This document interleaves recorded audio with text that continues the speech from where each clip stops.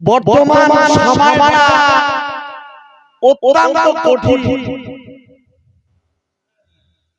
কঠিন সময়ে যদি আমরা ঈমান যদি মজবুত ভাবে, ঈমানি পাওয়ার, ঈমানি ভোল্টেজ যদি আমাদের থাকে, আমাদের হিসাবটাও ওই রকম সহজ হবে।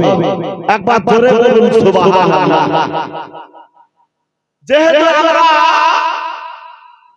আখিরি জামানার নবীর উম্মত আর হাদিস অনুযায়ী, কোরআন অনুযায়ী আখিরি জামানাতে ফিতনা ফাসাদ অত্যন্ত বৃদ্ধি পাবে। তার মাঝখানে আপনাকে আমাকে টিকিয়ে, ঈমানটা টিকিয়ে রাখলে আমার আপনার লাভ হবে। বর্তমান গান বাজনার প্রভাব প্রতিবর্তী বেড়ে গিয়েছে। বিভিন্ন ফলের রস ফাইলামের নাম দিয়ে আজকে আমরা মাদকতা জিনিসগুলো ভক্ষণ করছি, স্বপ্ন জানি না যে এর ভিতরে কি আছে। ঘরে ঘরে সুদের প্রচলন বৃদ্ধি পেয়েছে। আমরা অনেক সময় অনেক দুর্ঘটনার জন্য দোয়া করছি, অথচ দেখা যাচ্ছে ডাইরেক্ট দোয়াটা কবুল হচ্ছে না। মানুষ মানুষের পরিচয় সেই অন্ধকার যুগে জাহিলিয়াত যুগে যেমন মানুষ মানুষের পরিচয়, বড়কে সম্মান, ছোটদেরকে স্নেহ করা থেকে আজকে আমরা একেবারেই বিরত। শুধু কি নামাজ আর রোজা পড়লেই কি ঈমান মজবুত হয়? ইসলাম কি তাই বলে? বরং আপনার চলাফেরা, ওঠা বসা সব দিক দিয়ে ইসলামী যে কালচার, বিশ্বনবী আমাদের যে কাজগুলো শিখিয়েছেন, যে দ্বীনের দাওয়াত দিয়ে গেছেন, এগুলো শুধু জানা নাম ইসলাম না, জানা এবং মানা। জানতে হবে, বুঝতে হবে, আমল করতে হবে, তারপর তো আমি পূর্ণ মুসলমান হতে পারবো। আল্লাহকে ভয় করতে হবে, ভয় করার মতো মহান আল্লাহ পবিত্র কালামুল্লাহ শরীফে পরিষ্কার ভাষায় জানিয়ে দিয়েছেন, ইয়া আইয়ুহাল্লাযীনা আমানুত্তাকুল্লাহা হাক্কা তুকাতিহি ওয়া লা তামুতুন্না ইল্লা ওয়া আনতুম মুসলিমুন।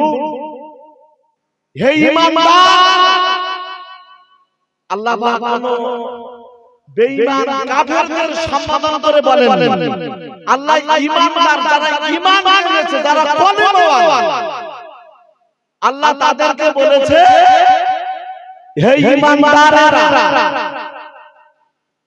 তোমরা আল্লাহকে ভয় করার মতো ভয় করো, তুমি কুফরি করো না, শিরক কুফরি বিদআতি এ থেকে বিরত থাকো। ভয় করার মতো ভয় করো, কুফরি করো না। আর তুমি মুসলমান হয়ে তবে তুমি পৃথিবীর জমিন ছেড়ে পরপারে পাড়ি জমাও। কারণ আমাদের হিসাব দিতে হবে, দুনিয়ার জমিনে 60, 65, 70 খেলছো, আলমে বারজাখ অর্থাৎ কবরের জগতে যেতে হবে।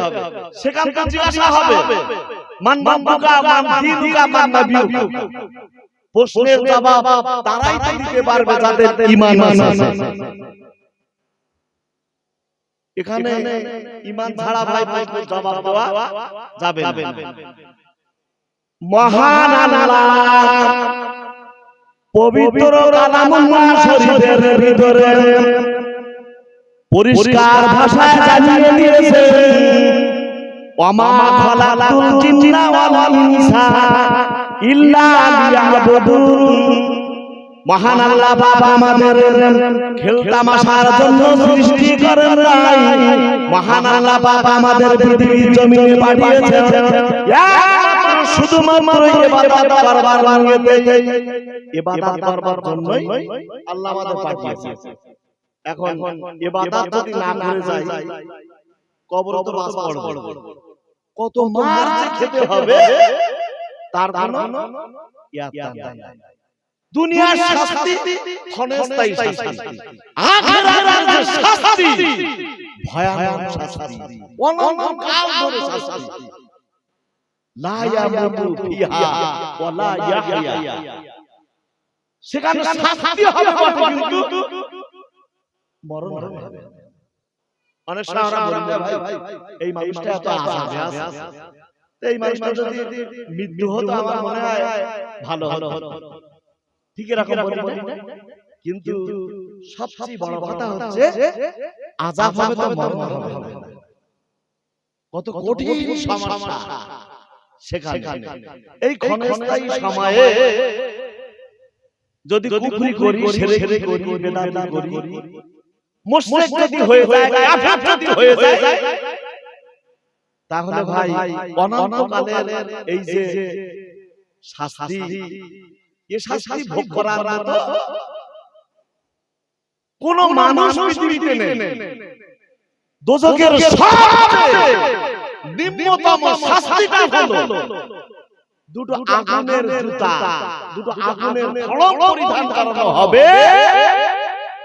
সেই আগুনের জুতা এতই তেজস্বিতা আপনার আমার মাথার ঘিলু টকবক করে ফুটতে থাকে। সে শাস্তির কোনো সীমা পরিসীমা নেই বাবা। সেই শাস্তির কবল থেকে যদি আপনি আমি যদি রেহাই পেতে চাই, তাহলে নামাজ, কালাম, হজ, যাকাত, রোজা, আমার আপনার ব্যবহার, খাওয়া দাওয়া সব কিছুই কন্ট্রোল করতে হবে।